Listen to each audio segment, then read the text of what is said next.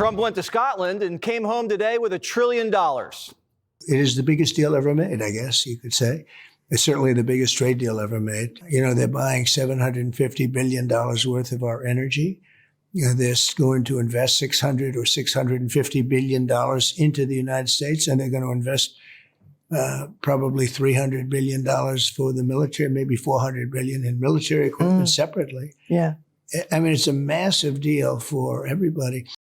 Europe's our biggest trading partner, and Trump just opened up the whole continent to American companies, protected our steel industries, and made them buy over $1 trillion of our stuff. Then he capped it off with some golf.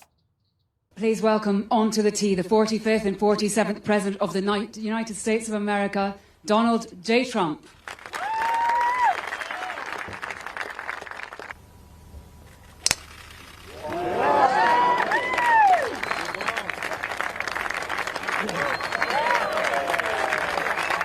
Donald Trump cut the ribbon on his brand new golf course in Aberdeen, but something happened on 18. You were playing golf, weren't you, on this beautiful golf course in Western Scotland? And what happened at the 18th hole? Well, I'm looking down the 18th hole, and I'm looking down, and in the distance, it's a pretty far distance, but it doesn't matter. These things are massive, and you're looking at these ugly windmills. It's a con job, saying the environmentalists want it, because I can't believe they really want it. Kills the birds, ruins the look. They're noisy. If you see them from your house is worth like 50% or more less. He was crushing drives and Europeans all weekend, and even had time to go take a spin in Golf Force One. It's a new Secret Service golf cart, and Primetime is trying to find out what's in it. The nuclear football, snipers, armored caddies, we'll let you know. After 4 years of Biden, Democrats can't believe how much Trump's coming back with. Chuck says the deal is too good to be true. Trump would have you believe it's the biggest deal ever. That's his words. Dangling $250 billion of new energy purchases and more in new investments. There's just one hiccup. It's fake. Schumer's a trade deal denier. Even the Europeans admitted they got smoked. What are the U.S. concessions? What is the U.S. giving up in the deal, if anything? So the starting point was an imbalance, a surplus on our side and a deficit on the U.S. side. And we wanted to rebalance the trade relation. I think we hit exactly the point we wanted to find. Europe just admitted the U.S. didn't concede a single thing. We gave up nothing and got everything. And now Brussels is beating itself up over how lopsided this deal was. They say there's no hiding the fact that the EU was rolled over by the Trump juggernaut. Trump worked out exactly where our pain threshold is. Hungary says Trump ate Ursula for breakfast. We suspected this would happen, as the U.S. president's a heavyweight when it comes to negotiations, while Madam President is a featherweight. Hillary, Mamala, and now Ursula. He's 3-0 against women. Belgium says it's scandalous how badly Europe negotiated this deal, and the French call it an outright surrender, and France would know. MSNBC actually was annoyed that Europe didn't win. It's a moment when the EU could have played with him a little bit, cat and mouse a little bit. They have more leverage than, giving in this quickly and easily, I think. Remember how they said Trump was a taco president, a.k.a. Trump always chickens out?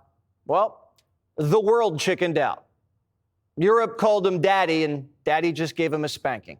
And now they're worried about daddy's mood swings. Why you're in a bad mood? Was it a bad morning of golf, or why are you not in a good mood? No, the golf was beautiful.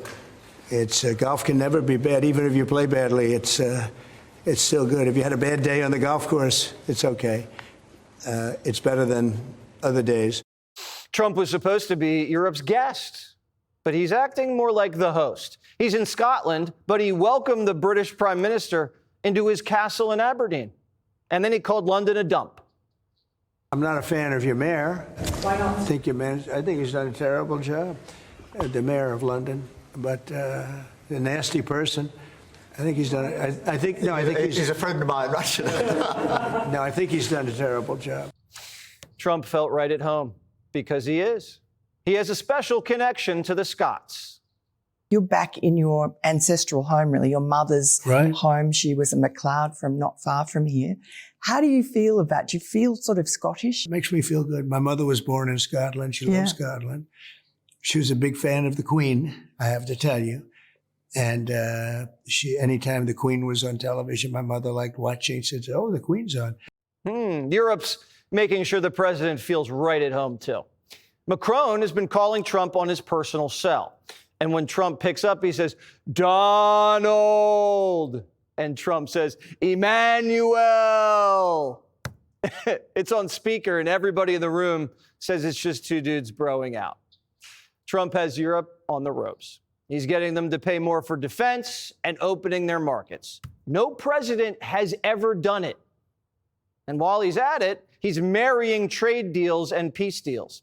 47 announcing he got a ceasefire deal between Cambodia and Thailand. How? Tariffs. I said to Thailand, we're doing a trading deal, and I'm not going to do a deal if you're going to be killing each other.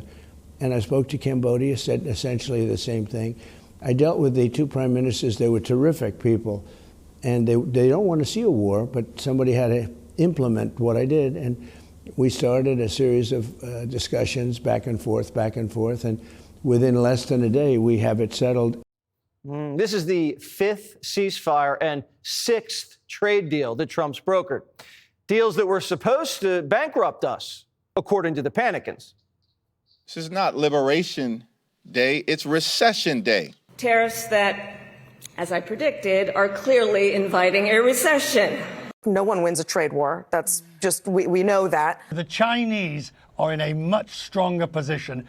We're increasing inflation because the prices are higher because of the tariffs. They screwed it up, and they did it a totally ill-advised way. And I was very let down as someone who really, truly believes that free trade is awful for the American working person. This is what they came up with.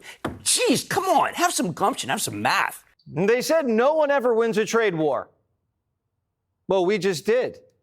And Jim Cramer, CNBC's panicking-in-chief, is dropping F-bombs because the economy is so strong. Our biggest problem is we have so much growth that the Fed won't cut. What the Jesus Christ. Oh, my God. I'm so sorry. I'm so sorry. I take it right back. Everybody, I take it right okay. back. Honestly, God, the economy's fabulous. And it's not just CNBC. MSNBC and CNN are admitting they were wrong again. The early reviews are in on the new trade deal announced with the European Union. The Financial Times says the deal marks a victory for Trump. It's incredibly favorable for the United States. When you look at this, it's been very one-sided. Clearly, there has been an instance where the president has been using his threats of higher tariffs as a negotiating tactic, and in this case, it certainly worked. Even Clinton guys are confessing Trump's winning. His top pollster says it's clear that the president is succeeding in reshaping of the global economy. The Wall Street Journal says if Trump's tariffs are so bad, where's the recession? Quote, Donald Trump's trade policy is in danger of demonstrating the truth about one of those old definitions of an economist, someone who sees something working in practice and explains why it will never work in theory. The recession never happened, inflation never spiked, and most companies are just eating the tariff and not passing price hikes to consumers. At least some people on TV are being honest and admitting when they were wrong. The stock market is at record highs. I know not everybody lives by the stock market, but I also drive around. I don't see a country in a depression at all. I see people out there just living their lives. And I would have thought, and I got to own it, that these tariffs were going to sink this economy by this time, and they didn't. When Bill Maher, CNBC, and the Europeans admit Trump won, he won. But it's America who won. We won. And now we know who was rooting against us. They keep betting against the U.S. and losing. Even Chris Matthews is getting a thrill up his leg again. He's very good at knowing your condition, your worries, your insecurities. I mean, he'd be a great bully on a grade school, Catholic high school or grade school. I mean, he'd be the scariest bully because he'd know everybody's weakness. Biden couldn't do that in a million years, not in a million years. To be honest with you, the country is moving towards Trump. He is a stronger public figure than the Democratic people I mean, Obama still has tremendous charisma, but Trump has strength. And I think that's what all voters look for. But they wanted a president who is a strong figure. Trump knows how weak the Europeans are, and he squeezed $1 trillion out of them. Trump's imposing his will on the world and making other countries invest here after decades of American companies investing over there. Obama said this was impossible, that you couldn't just wave a magic wand. Trump didn't wave a wand. He waved a 6-iron. And Americans love to see that kind of magic on the course, especially when it means more money in their bank accounts. And poof, tariff stimmy checks.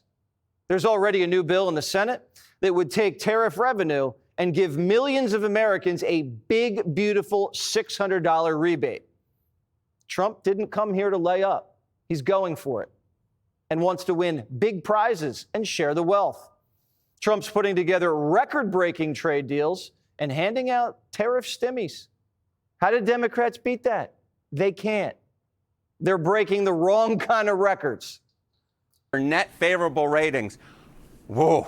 Woof. On their net favorable rating, they were 26 points underwater. You think that's low enough? How about we go even lower? We'll go to this side of the screen. I'm going to walk over here. We go to the Wall Street Journal. Minus 30 points. 30 points underwater. The Democratic Party is breaking records in the way, Jessica Dean, you don't want to break records.